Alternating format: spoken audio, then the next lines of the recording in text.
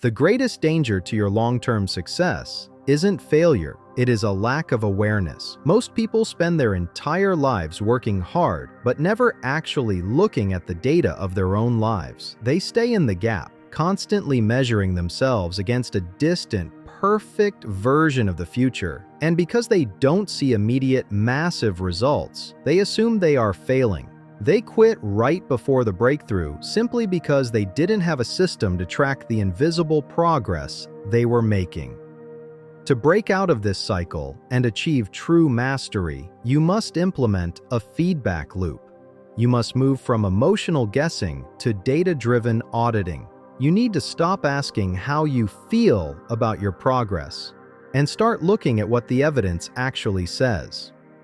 A feedback loop is a circular process where the outputs of your actions are circled back as inputs for your future decisions. In the world of systems and mental models, this is how you fine-tune the machine of your life. Without a feedback loop, you are flying a plane in a thick fog without any instruments. You might feel like you're climbing, but you could actually be spiraling toward the ground.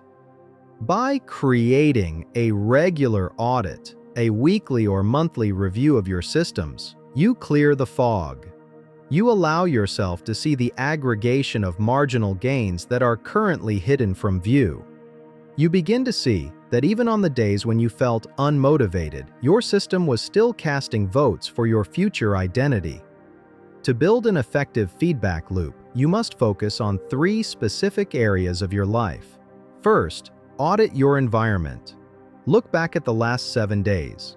Did your surroundings make your good habits easier or harder? If you found yourself distracted, what was the physical trigger? Don't blame your willpower, blame the room. Adjust the environment for the coming week to remove the friction you discovered. Second, audit your speed of implementation. How long did it take you to move from an idea to an action this week? If the lag time was too high, identify where you got stuck in the perfectionism trap. Shrink your next goal until it is impossible to procrastinate on.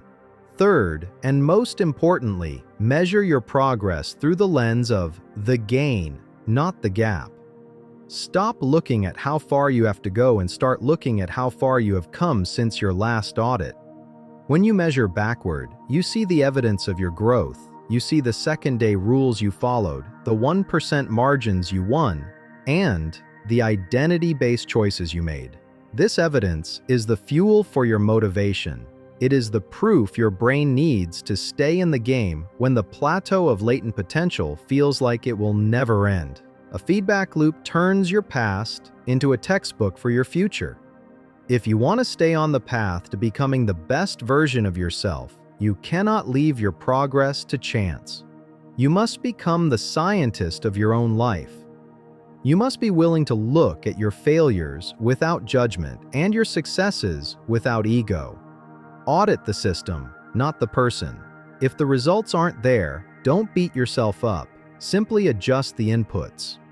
The breakthrough is a mathematical certainty if you stay in the loop long enough. You don't need to be perfect, you just need to be aware. Take 15 minutes right now to look back at your last 7 days. What was your biggest win and what was your biggest bottleneck?